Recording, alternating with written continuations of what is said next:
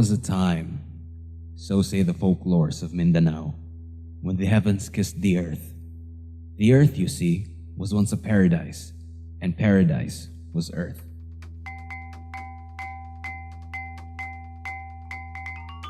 The Bagobo and Bukidnon have a story of how the sky was separated from the earth.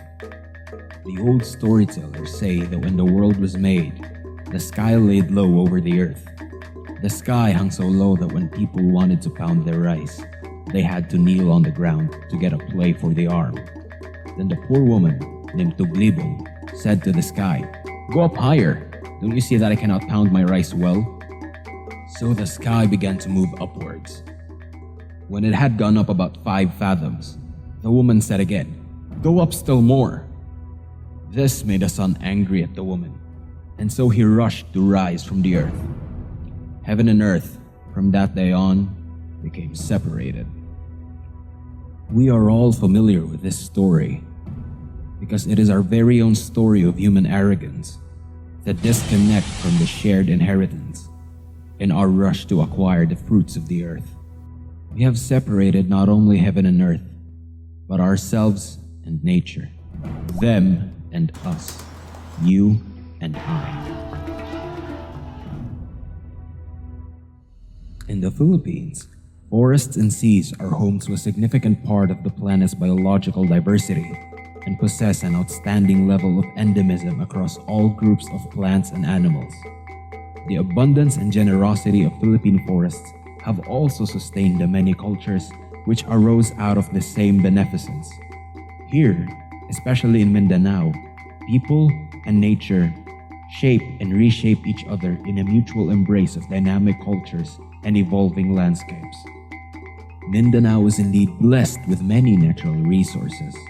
Chief among them are our aquatic resources that flows through the island like veins and arteries, sustaining and nourishing ecosystems of which we men are only a part.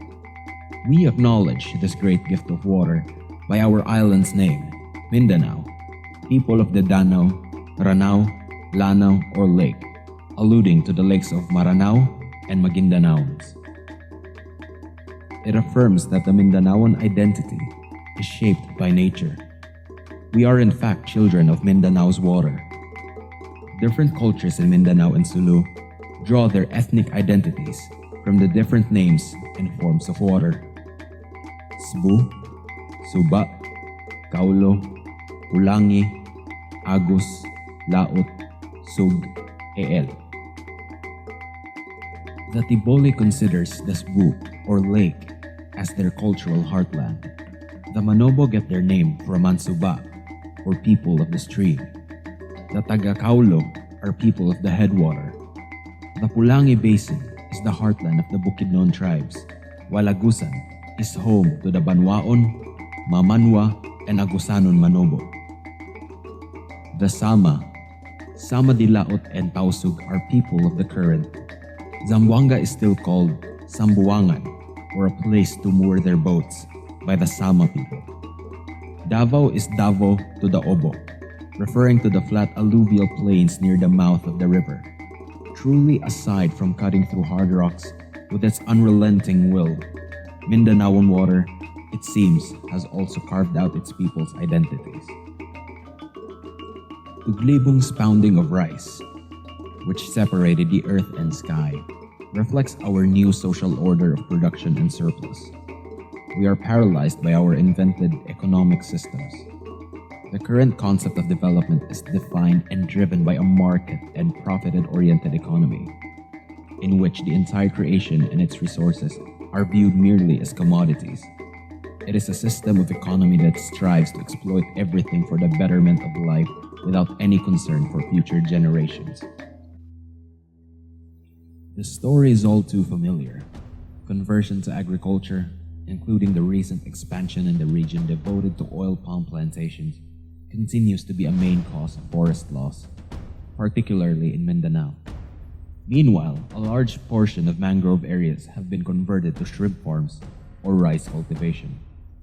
Logging and pulpwood clear-cutting have also been major causes of deforestation in some areas of the region. The high proportion of valuable timber species in the lowland forests and easy access to shipping routes are among the reasons for intensified profit-oriented logging. The direct causes of deforestation are numerous, including selective logging, urbanization, and agriculture.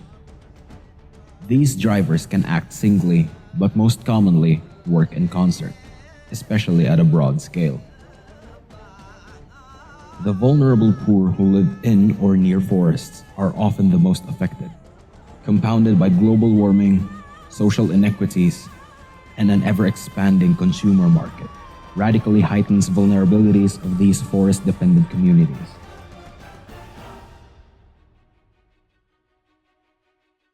Today, only 24% of total Philippine land area is covered by forests, the second lowest forest cover rate in Southeast Asia. Mindanao cradles the Pantaron mountain range, home to one of the largest remaining virgin forests in the Philippines. Its land surface amounts to about 12% of the entire Mindanao region. It is also where the Talaingod Manobos, forest-dependent guardians and stewards of the Pantaron, live. Since the 90s, the Talaingod Manobos have struggled with logging companies that have invaded their ancestral lands to plunder the Pantaron forests of its trees. Logging operations in the mountain range have ravaged almost 20,000 hectares of centuries-old rainforests. Up until today, the Manobos still feel the negative effects of deforestation and monocropping that logging operations have left in their wake. Continued illegal logging and military presence in the area still disrupt the IP's way of life. Mindanao continues to host many of the country's illegal logging hotspots, despite the issuance of Executive Order 23 that puts a moratorium on the cutting and harvesting of timber in the natural and residual forests nationwide. Illegal logging persists in the country. Agricultural plantations, mostly owned by transnational companies and are primarily geared to export markets, occupy 500,000 hectares, which accounts to 12% of Mindanao's agricultural land. Plantations have also encroached forests in their 79% expansion over the past 10 years. These big agricultural developments over the years have also entailed varying consequences: land dispossession, labor exploitation, violence including killings, environmental degradation, and health problems characterize the history and development of agricultural plantations in Mindanao. Mindanao is considered as the country's food basket, yet more than one-third of all Mindanaoans suffer from hunger, the highest among all island regions in the country. On March 2016, 3 farmers died and dozens were injured after security forces opened fire during the dispersion of protesters along a highway in Kidapawan City. Hundreds of farmers, mostly Lumads, had blocked the Davao-Cotabato Road for almost a week to demand for immediate relief after the El Nino phenomenon has effectively wiped out their livelihood and has resulted to severe hunger among many farmers. Food security not only means the abundance of food per se, but also the availability of safe food at affordable prices. This means formulating our own national biosafety law that will regulate or disallow the production of genetically modified crops for industrial and consumer use. International studies have already shown that GMO crops destroy soil quality and reduce the crop's nutritional values. The national government should adopt a precautionary principle on the issue of genetically modified crops. Health effects of primary concern to safety assessors are production of new allergens, increased toxicity, decreased nutrition, and antibiotic resistance.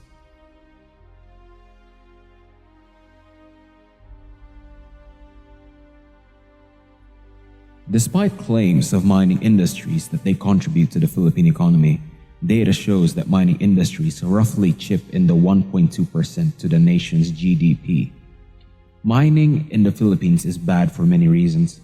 Its effect to other natural resources and to the community's health and livelihood are often negative and irreversible. In Tampakan, South Cotabato, the final mining area granted to SMI's gold-copper project, covers approximately 9,605 hectares of land and sits near various river systems. The gold-copper effect by SMI will directly affect two river systems, the Mal River in the eastern portion and the Taplan River and its associated tributaries in the western portion. The Mal River will be affected by the tailing storage facility and the freshwater dam of the SMI project. This would therefore pollute the Padada River, with which the Mal River joins, and the Davao Gulf in which the Mal River empties. Meanwhile, the Taplan River will be affected because the project's open pit lies within the subcatchments of Atlayan and Taplan rivers. Both rivers drain to Lake Buluan in Coronadal City, South Cotabato, and some 43 kilometers downstream from the project site. Siltation or land runoffs from mining companies is one of the gravest threats to corals. According to studies, fine silt clouds ocean water, reducing the amount of light that reaches corals. Without enough light, the algae in the corals are not able to photosynthesize. This cuts the coral supply of nutrients, which eventually leads to coral death. In Carrascal and Cantilan in Surigao del Norte, for example, mining has affected the marine sanctuaries of Ayoque Island and General Island. Siltation from nearby mining operations has effectively crippled the community's source of life, the sea. The Agusan River Basin in eastern Mindanao, the Philippines, hosts several centers of artisanal gold mining, the most important of which, the Walwal, is a significant gold producer in global terms. An investigation of the environmental impacts of artisanal mining in the Agusan system, with particular reference to mercury contamination, was initiated in 1995 following reports of several incidents of human mercury poisoning in the province of Davao del Norte. Results show drainage downstream of the Walwal is characterized by extremely high levels of mercury, both in solution and in bottom sediments. Tuna, being one of the largest marine predators, has fallen victim to this mercury contamination on Mindanaoan waters. Mercury is eaten by smaller fish from mining runoffs that leak from small-scale mining operations. When tuna feeds on smaller mercury-contaminated fish, mercury is biomagnified in tuna. Mindanao is known as the nation's tuna capital, but unregulated overfishing by industrial players using unsustainable methods to catch the deep-sea fish is threatening a collapse of the industry. In Sarangani, traditional handline fishermen on smaller boats now have to travel farther and stay longer at sea to catch big eye and yellowfin tuna, whose numbers are on the decline.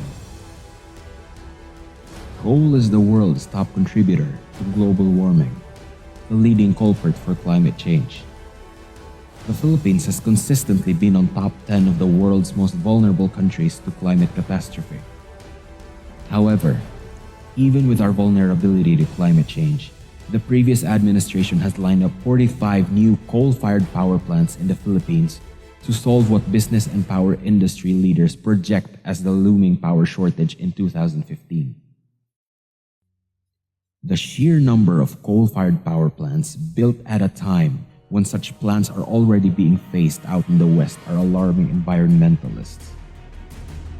Mindanao, which never used to experience typhoons, also got a dose of extreme weather in 2012 when a super typhoon Bofa battered the provinces of Compostela Valley and Davao Oriental, killing over 1,000 people and destroying some 10 billion peso worth of crops and properties. Yet, 13 of the new 45 coal-fired power plants being lined up in the Philippines are in Mindanao.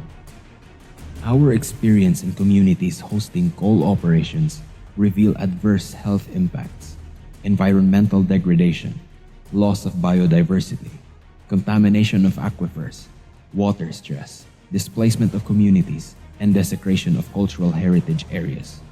Thus, where coal projects and operations thrive, so does a plethora of human rights violations.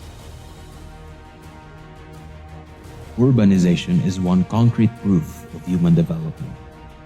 Developing countries, such as the Philippines, expect urban population levels to reach 60% in the next 30 years. As people converge into cities, they create dense, interactive, and shared spaces that offer advantages, such as continuous innovation, wealth generation, enhanced quality of life. Agglomerations in cities also cause less strain to the environment and other resources. However, it is a well-known fact that urbanization also has many harmful effects. Studies have shown that for the past 2 decades, cities actually create more environmental problems due to urban sprawls, congestion, and segregation. Majority of these ill effects have been derived from environmental problems. Those who tend to be most vulnerable to exposure to the environmental hazards of urbanization are low-income residents who are the least able to cope with the environmental problems of the urban ecosystem. They are the least able to afford accommodation to protect them from environmental risks, and are therefore the ones that suffer most in terms of morbidities and death caused by environmental hazards. Environmental injustice reinforces economic injustice. The poor suffers from the environmental burdens of the rich. Today, we are at a crossroads. The whole human race suffers as a result of environmental blight, and generations yet unborn will bear the cost of our failure to act today. Having read the signs of the times, we, Mindanaoans, can either ignore the harm we see and witness further damage, or we can take up our shared responsibilities as stewards of creation with renewed courage and commitment. Saving our common home will demand long and sometimes sacrificial commitment. It will require continual revision of our political habits, restructuring economic institutions, reshaping society, and nurturing global community. But we can proceed with hope, because as at the dawn of creation, so today, God gives new life into all earth's creatures, you and myself included. The cold human arrogance of Tuglibong, which separated the heavens and earth, will not be the solution to these environmental problems, but human compassion towards other creations and solidarity for a common cause to extend justice into the future. It is our call to bring back Tuglibong sky to earth, to bring back paradise to earth. Together, we join the call, the plea, the battle cry, the oya for our lost Mindanao paradise.